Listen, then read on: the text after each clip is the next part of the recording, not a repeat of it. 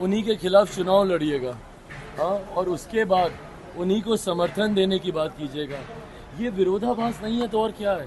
बार बार हम बोल रहे हैं कि इंडिया लोगों में कौन किसको समर्थन दे रहा है, पहले तो आप उन्हीं के खिलाफ चुनाव लड़िएगा। हाँ, और उसके बाद उन्हीं को समर्थन देने की बात कीजिएगा। ये विरोधाभास नहीं है तो और क्या है। बार बार हम बोल रहे हैं कि इंडिया अलायंस की नीति ही क्लियर नहीं है, इन लोगों की नीयत ही क्लियर नहीं है। एक आम आदमी पार्टी है जो दिल्ली में कांग्रेस के खिलाफ कांग्रेस के साथ मिलकर चुनाव लड़ रही है और पंजाब में उन्हीं के खिलाफ चुनाव लड़ रही है।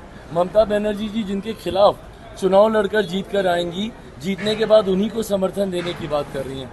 तो ये भानुमति का कुनबा नहीं है तो और क्या है। किसी की कोई नीति नहीं है, किसी की कोई नीयत नहीं है, किसी की कोई विचारधारा नहीं है। सबको महत्वाकांक्षा है कि एक दूसरे का गला काटकर कैसे हम सत्ता के समीप पहुंच जाएं।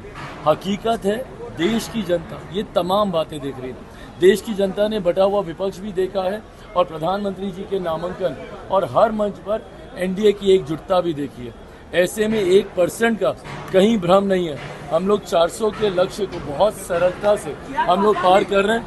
4 चरण के चुनाव हो चुके हैं, 5वें चरण के लिए परसों के बाद नामांकन बंद हो जाएगा।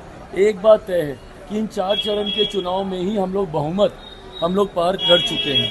अब उसके बाद जितने आगे के 3 चरण हैं उसमें एनडीए अब अपने प्रदर्शन को कितना और बेहतर कर ले